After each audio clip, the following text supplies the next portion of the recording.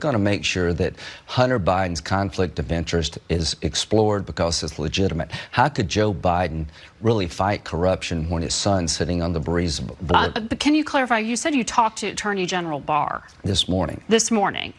Has the Department of Justice been ordered to investigate the Bidens? No, the Department of Justice is receiving information coming out of the Ukraine from Rudy. Already? To see, he told me that they've created a process that Rudy could give information and they would see if it's verified. Rudy Giuliani is a well-known man. He's a crime fighter. He's loyal to the president. He's a good lawyer. But what I'm trying to say to the president and anybody else, that the Russians are still up to it. Deterrence is not working. So let's look at Hunter Biden's conflict. Let's look at Joe Biden. Vice President Biden, what did you do when they told you your son was on Burisma's board? It undercut your ability to fight corruption. Did you take it seriously? Obviously, he didn't. When you're talking about being asked to do these things and a channel being opened between Rudy Giuliani and the Justice Department, this sounds a lot like this is, in some ways, a taxpayer-funded Oppo research operation against Joe Biden. Isn't this exactly what was at the heart of the impeachment probe to begin with? No, not at all. There are plenty of people being contacted by folks from the Ukraine. Adam Schiff got contacted by somebody he thought to be a Russian, and he was willing to get on a plane, apparently, and go find the documents. Schumer believes that Parnas has got the goods. Parnas says, I'm in on it. I've never met Parnas. So Democrats are being played, and I'm not going to be played. So we're going to look at the Hunter Biden, Joe Biden connection to the Ukraine. Rudy says he's got the goods. All I can tell Rudy and anybody else, if you got some information connected to the Ukraine against anybody, go to the Intel Committee, not me. Who's paying Rudy Giuliani? I don't know. Here's my message to Rudy. If you got something coming from the Ukraine, turn it over to the intelligence people, the Department of Justice. I'd just like to give a shout out first and foremost to Republicans like Susan Collins of Maine and Lamar Alexander of Tennessee, both of whom predicated their acquittal votes for Donald Trump on the notion that he has learned his lesson and totally, definitely won't be engaging in sham investigations of his political opponents again.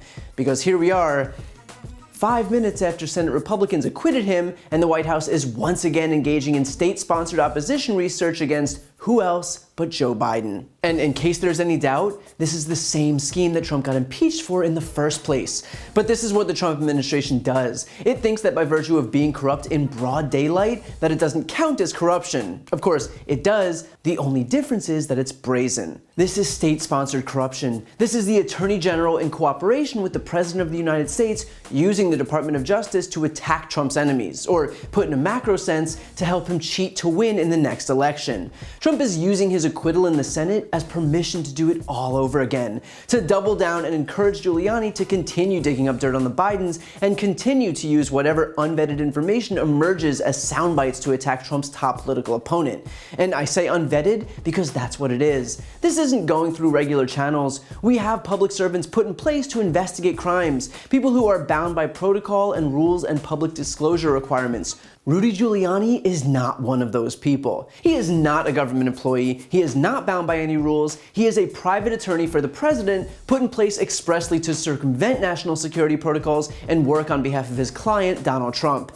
And yet he still wields the powers of the United States government by virtue of his blessing by Trump and now his direct line to the Attorney General. The proper, safe, legitimate channels of our government are gone and have been replaced by the wholly illegitimate channels of Giuliani directly to Bill Barr to investigate a person who they all have a vested interest in pretending is guilty. Which brings me to among the most important points, a point that host Margaret Brennan asked, which is who is paying Rudy Giuliani? Who is funding these international trips, his hotel rooms and meals and flights, and God knows whatever other expenditures he's made, be it money in envelopes or what have you, because again, remember that Giuliani is not a government official and does not abide by any rules or protocols. He is a private citizen on a personal political errand for Donald Trump. So it's important to know whether this White House-sanctioned sham investigation by Giuliani is also being propped up by our tax dollars. Because even if it's not, the Attorney General is using that information, and our tax dollars are paying him. So any way you cut it, this is a taxpayer-funded opposition research operation against Joe Biden. So when you hand over your hard-earned tax dollars to the federal government, this is where they're going. And by the way, the important thing to remember amid all of this is that the entire foundation of Graham's beef against Joe and Hunter Biden is fundamentally flawed. He says that Joe Biden was incapable of fighting corruption in Ukraine while Hunter was sitting on the board of Burisma, but A, ousting the corrupt Ukrainian prosecutor was not a way to stop Burisma from getting investigated, it was a priority of the entire West. The United States, the EU, the IMF, anti-corruption advocates in Ukraine, and even Senate Republicans. B, Shokin was not investigating Burisma, and in fact, a new prosecutor would have actually increased the likelihood of scrutiny on that company. And C, Hunter Biden's service on the board took place 2 years after the alleged corruption took place, which is why Joe Biden had already been working to oust the prosecutor because there hadn't been enough scrutiny by Shokin. In other words, Hunter's presence on the board had zero impact on his father's willingness to fight corruption in Ukraine. But those facts don't matter, because this isn't about getting to the facts, it's only about continuing to propagate bad press for Biden. That's it. This is an administration that traffics in corruption, not even bothering to hide it anymore. It is a Republican Party wholly complicit in its lawlessness, and it is a president proving beyond a shadow of a doubt that not only does the law not apply to him, but that now he doesn't even care who knows it.